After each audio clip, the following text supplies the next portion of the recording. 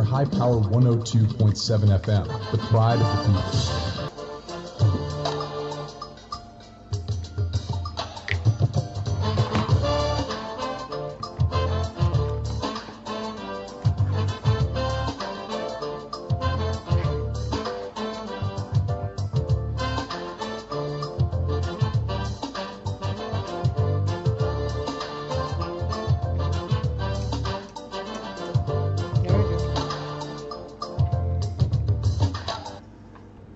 A pleasant morning to you out there, and welcome to another edition of the program on iPower 102.7 FM. The program is in the paper, and it's a paper review program where we bring to you stories from different newspapers in Nigeria and stories from within and outside Nigeria. I am Florence Ibarema, and with me on the program is INIOLUWA Adekoya. Good morning, Ini. Good morning, Florence. We shall be taking you through stories from the Punch newspaper, This Day newspaper, Daily Post newspaper, and we will be taking you stories from the cable newspaper, the Nation newspaper, and the Hope newspaper. We'll go on a short break. When we come back, we'll dive into the headlines, then the stories for today.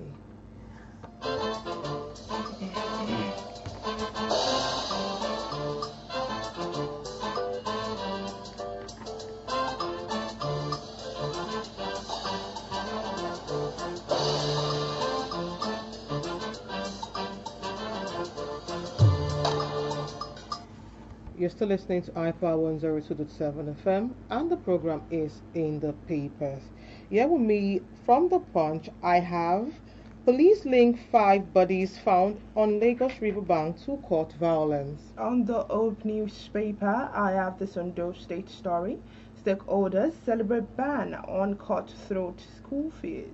And also from the Hope newspaper, I have Ondo Agric Ministry clarifies equipment retrieval. Still on the Hope newspaper, Adeleke reconciles deputy angry PDP leaders.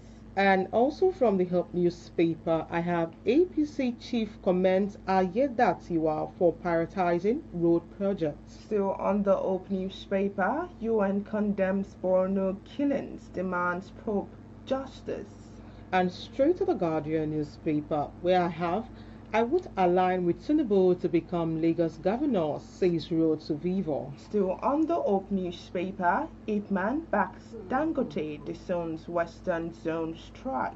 And away from the Guardian to the cable newspaper, where I have U.S. restrict visa interviews to applicants' country of nationality and residence. And now to the Punch newspaper, Council obtains GCE forms for 100 indigent students. From This Day newspaper, where we have the Nigerian army crushes terrorists, arrests 7 alleged criminals, recovers weapon nationwide. Still on the Punch newspaper, ex-general tackles EFCC over forfeited 5 billion naira shares. And on the Nation newspaper, I have about train service will resume soon, says NRC. On the Punch newspaper, Natasha to resume Senate after London trip, says lawyer.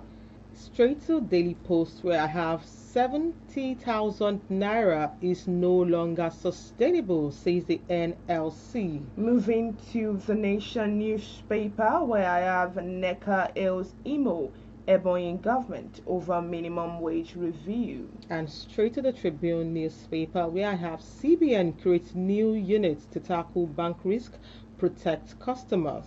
And with that, we've come to an end of the headlines we've read out to you. When we get back, we will go straight into the details. Stay with us.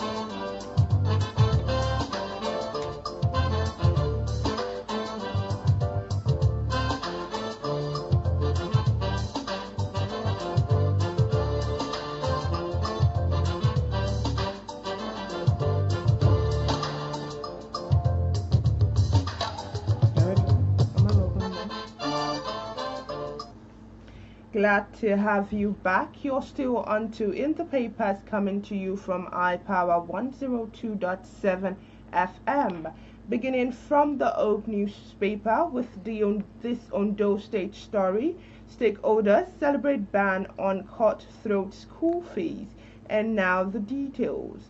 Education stakeholders, lawmakers, and parents have continued to commend the Ondo State government and federal government for taking a bold step to address the unfavorable practice and introduce necessary reforms in the education sector. Those who had shared their views on the new education policy included Chairman House Committee on Education, Kolawole Ologede, Ondo State President of the ANCOPSS, Dr. Mrs.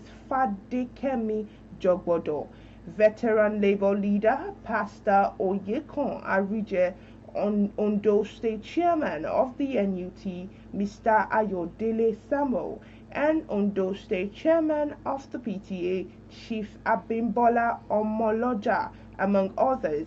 Recall that about a week ago, the Ondo State Commissioner for Education, Science and Technology, Professor Igbekele Ajibefun, in a meeting with secondary school principals and union leaders, announced a ban on the illegal collection of fees by public schools in the state.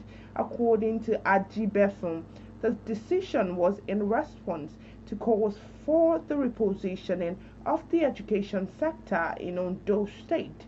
A few days later, the Federal Ministry of Education also announced the introduction of a new curriculum for schools across the country beginning in September 2025. For more details on that story, see the Oak newspaper with the headline, Stakeholders Celebrate Ban on Cutthroat School Fees. And still on state story from the Hope newspaper, where I have Ondo Agric Ministry clarifies equipment retrieval. Now the details.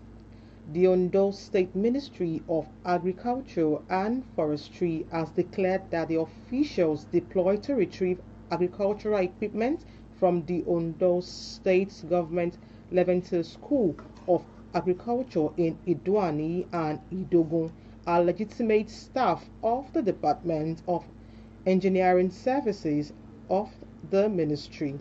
The release stated that the Permanent Secretary of the Ministry, Mrs. Foluke Tunde Daramola, responded to the allegations made by the Ose Local Government Chairman, Mr. Kolapo Ojo, concerning the activities of the Ministry officials who were on an authorized assignment within the local government area. Tunde Daramola described the incident as unfortunate and clarified that the officials were properly identified, carrying valid ministry ID cards and an official letter of assignment duly signed by her. It was alleged that Ms. Kolapo Ojo refused to acknowledge the explanations offered by the officials and other respected individuals who intervened at the scene. A meeting was subsequently held on March 20, 2025 at the Ose Local Government Secretariat in Ifon, where the Director of Engineering Services, Mr. Caleb Olowojoba, addressed the concern raised. He reiterated that the equipment in question belongs to the Ondo State Ministry of Agriculture and Forestry.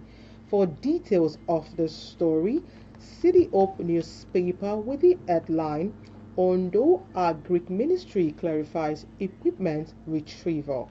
And now to the Punch newspaper, Adeleke reconciles deputy, angry PDP leaders. And now the details.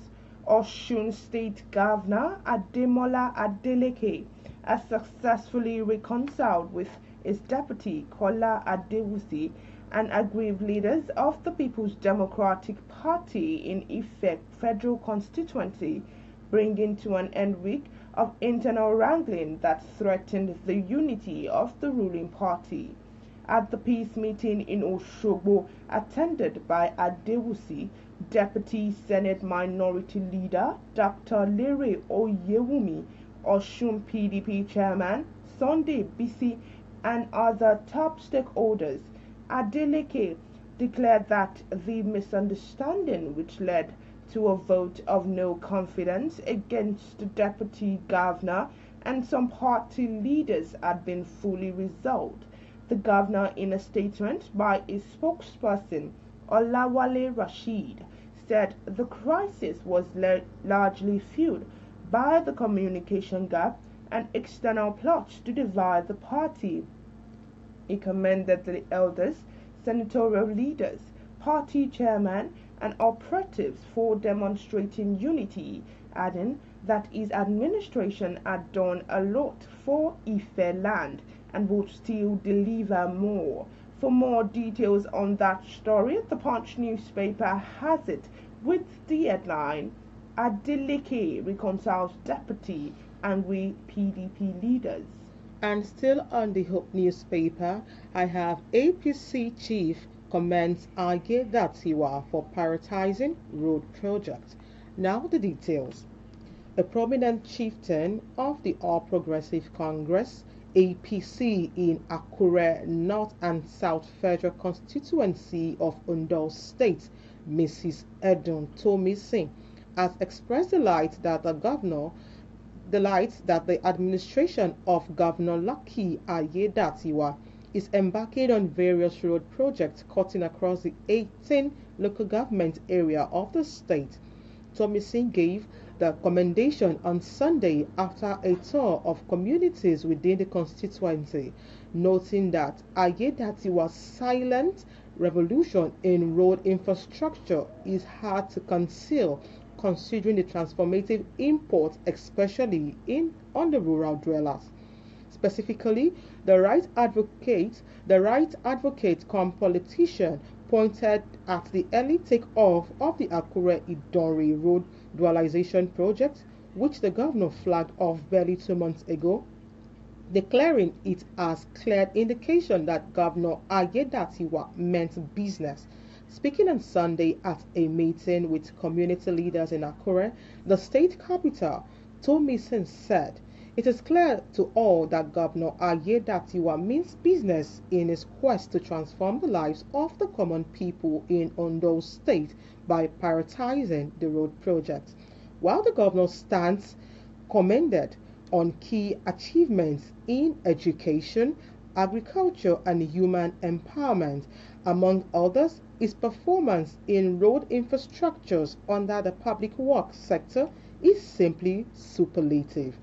For details of the story, City Hope newspaper with the headline, APC chief commends Aiyedatiwa for prioritizing road projects. Now back to the Hope newspaper. UN condemns Borno killings, demand probe justice. And now the details.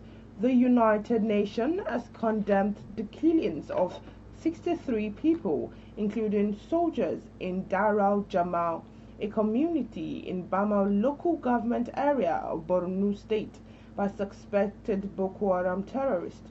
The Dara Jamal attack is the latest in the series of violent assaults in Borno State, the epicenter of Boko Haram insurgency that began in 2009.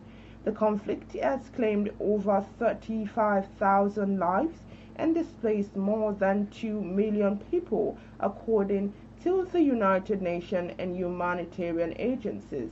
Borno, along with neighboring Adamawa and Yobe states, remains under frequent threat from Boko Haram and its splinter group, the Islamic State West African Province. In a statement released recently, the UN humanitarian coordinator, Mohamed Fall, asked Nigerian authorities to arrest the perpetrators of the attack. The statement said that the unknown number of people were also allegedly abducted, with others fleeing with injuries. He also commiserated with the family of the victims on the attack. For more details on that story, see the Hope newspaper with the headline, UN condemns Borno killings, demand probe justice. And straight to the Punch newspaper, where I have Police link 5 bodies found on Lagos riverbank to court violence. Now the details. The Lagos State Police Command has confirmed that the 5 bodies recovered along the Oreta riverbank in Igbogbo community, Ikorodu, Lagos local government area on Wednesday were victim of court-related attack. Panic spread through the community after residents discovered the lifeless bodies of young men by the riverside. A clip, a video clip less than 30 seconds long, captured some of the corpses sprawled across the riverbank. One of the deceased was seen face down in a blue hoodie, while another in a black and white shirt laid motionless with bloodstain nearby. The killing added to the series of court-related incidents across Lagos which have so far led to the arrest of more than 26 suspects, according to the command. Speaking in an exclusive interview with Punch Metro on Saturday, the State Commissioner of Police, Olorun Dari Jimo, said new interventions were being deployed in Ikorodu and other flashpoints across the state. He confirmed the incident was court-related, adding that investigations were ongoing. For details of the story, see the Punch newspaper with the headline, Police link 5 bodies found on Lagos riverbank to court violence. Still on the old newspaper, Ipman backs Dangote discerns Western Zone strike. And now the details. The national leader of the Independent Petroleum Marketers Association of Nigeria has recently distanced itself from the strike against by its Western Zone, which is protesting against Dangote Industries Limited decision to deploy its own trucks for fuel distribution. The disagreement with Ipman comes at a time where the downstream oil sector is undergoing significant transformation following the commissioning of Dangote refineries. It was gathered that the $20 billion facility located in Lagos is Africa's largest oil refinery and is expected to meet Nigerian domestic fuel needs, potentially ending the country's decade-long reliance on imported petroleum products. In recent statement signed by Ipman National ex-officer Douglas Like on behalf of the National Executive Council, the association urged members nationwide to disregard the strike directive and continue normal operations. Like explained that the decision by Dangote to transport products with its own truck aligns with the Petroleum Industry Act, noting that it will ease the financial burden on marketers who face multiple levies from petroleum tanker drivers. For more